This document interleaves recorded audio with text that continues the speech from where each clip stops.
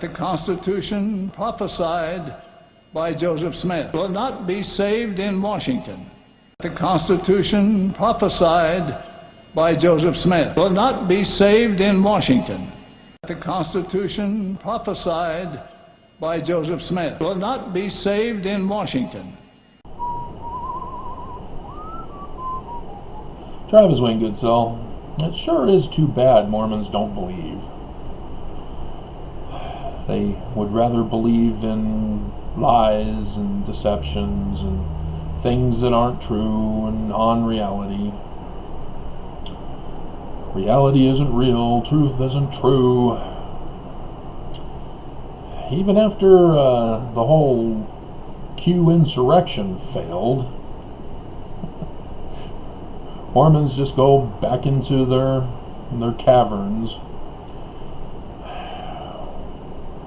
waiting for a resurgence. And so, when a Mormon like me comes along and says, hey, Book of Mormon's true, Mormons all, no, fake news. That's exactly what you guys are doing. You know that? Or have you already left? 1 minute in the video and you're already offended and you already left. You put your thumbs down and you left. Just like the bullies you are. Mormons. So it looks like you get another chance to fulfill Joseph Smith's prophecy. Isn't that interesting? Yeah. Failed to do it in 2016. Yeah. Failed to do it here in 2021. But it looks like you get a third chance before you strike out for all eternity. And that kind of sucks for me. I was really hoping for Armageddon this year, last year, year before that. Yeah. But since the presidents of the Church of Jesus Christ of Latter-day Saints refused to follow Amos 3:7, I guess it was up to me to do it. And Mormons say, nope, you're not the president of the church. We're not going to listen to you. I don't care if you're right. See, the devil tells 99% truths and 1% falsehood. So we're not going to listen to you, Travis. We're going to listen to the presidents of the church who lie 100% of the time.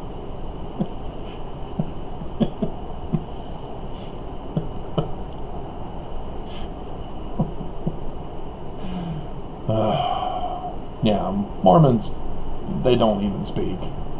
I've had all sorts of hate comments from Mormons. I've had people bear their testimony. I know the church is true. I know that Jesus Christ is God, or whatever they say. The Book of Mormon was translated correctly. The gift and power of God, just to protect myself, because scientists say that it's not translated at all. And the church says that it's revelation, not translation. But it's true. Well, I say it's true. Why won't you listen to me? Joseph Smith was good. Why won't you listen to me? Joseph Smith didn't do the things the church says he did. Why won't you listen to me? Oh, okay, got it. You'd rather believe Joseph Smith raped a 14-year-old handmaiden, than me, who says, no, their evidence says he didn't. Overwhelming evidence says he didn't. And in fact, it lends more to Heber C. Kimball being the bad guy. But nobody cares. Mormons don't care. You know, Heber C. Kimball had sex and a child with a second wife in 1829. Anybody recognize that date in connection with the church's dates? He still had children with the first wife, and he's still having children with the second wife after joining the church. Polygamy was not part of the Smith's church. So what is he doing? Obviously it was done in secret. And so if he's doing it in secret, when it's forbidden, verboten, what is Heber doing? What is he up to? Why did he go get Brigham Young and have Brigham Young be the spokesperson, elevating him to president of the missionary quorum?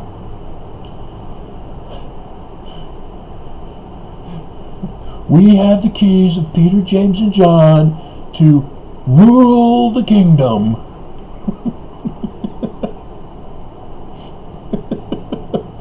Then what is the key of Moses? Why does it say in section 107 that the office of Moses is to be the president of the church? And you're calling Peter, James, and John's keys the kingdom keys, huh? Okay.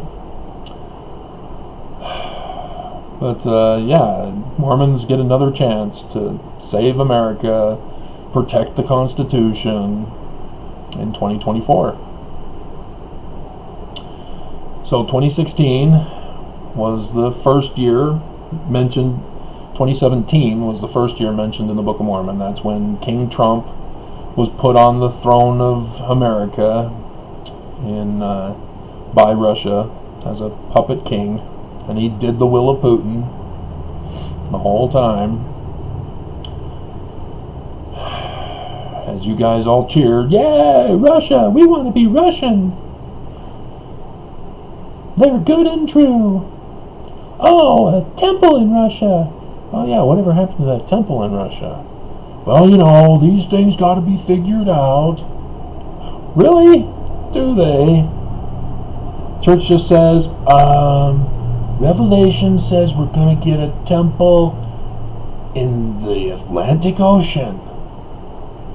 It'll be in Atlantis that's sunk. And so we need to make it happen.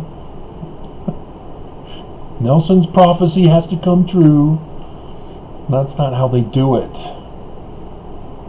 They have a person in the 70 who's assigned to go around the world looking for places to build a temple. How do I know this? How did I get this insider information? I told you about my mom. There was a banquet, church banquet, down in Southern California. My mom got to be in attendance. She happened to sit next to Elder Eyring in the 70. He was the one in charge at that time to go around the world and look for places to build new temples and return and report. And so my mom turned to him and asked him, "So, is there going to be a new temple here in Southern California, and where is it going to be located?" She didn't bother to tell him, "We're looking to move and we want to be by a temple. So if you're going to build a new temple here in California, we want to know so that we can factor that into our plans." And he turned to her and gave her the spiel. "There are many people around the world who don't have a temple right next to them, and they have to walk barefoot uphill in the snow both ways." And so my mom said, "Okay, no, you're not building a temple here." That's all you had to say. And so then for that conference coming up, gets announced a temple right down the block from Elder Eyring in Bountiful. Yay! Church is true.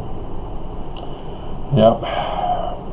So yeah, my mom inspired Irene to have a temple built in Bountiful so that he didn't have to walk uphill, even though he's on the hill already. It could be in the snow. It does get pretty thick up there in Bountiful, in those hills. Them there hills. I had an opportunity to meet those in that ward, dating Kimberly at the time. So, yeah, there's an Osmond up there in that ward as well. But my goodness, never was I more stressed when Kimberly one morning says, "Can you take the kids to school?"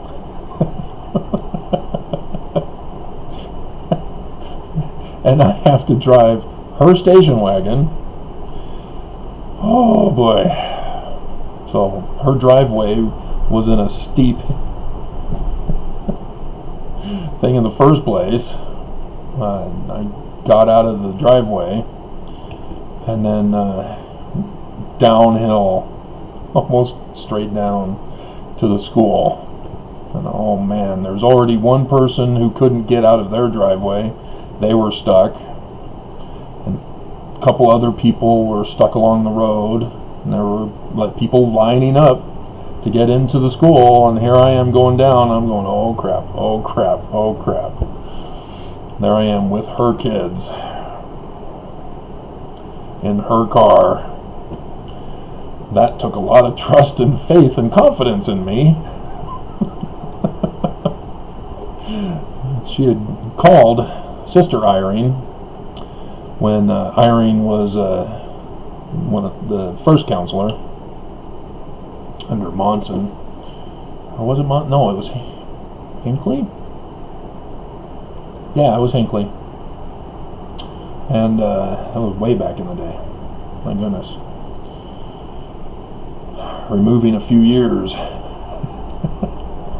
And called her up, wanted to talk to Irene to let him know about my decipherment. And I was going, wait a minute, I haven't explained my whole decipherment theory to you yet. And there she was, talking with Sister Irene, giving a very good explanation of my decipherment. I was impressed. They, of course, rejected any interest in anything further. But, yeah. Oh, well.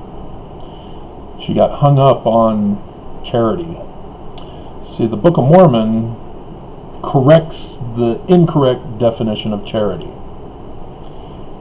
In the New Testament, the majority of the charities are actually supposed to be translated as love, not charity. Charity is to give. Love depends on which Greek word of love. Eros, agape, philo. It's agape. That's the commandment. Without agape, you are nothing. You are scum. And so when Peter and Jesus are there, and Jesus turns to Peter and says, "Peter, do you agape me?" Peter responds, "You know I philo thee, Lord." Jesus gives out a sigh. "Peter, do you agape me? Thou knowest I philo thee." And so Jesus, in conceding, says, "Peter, do you philo me? Feed my sheep, dumbass." And so, yeah, Mormons have a third opportunity here to save America, save the Constitution, as Joseph Smith prophesied. Dumbasses. You guys don't Eros, agape, or philo me.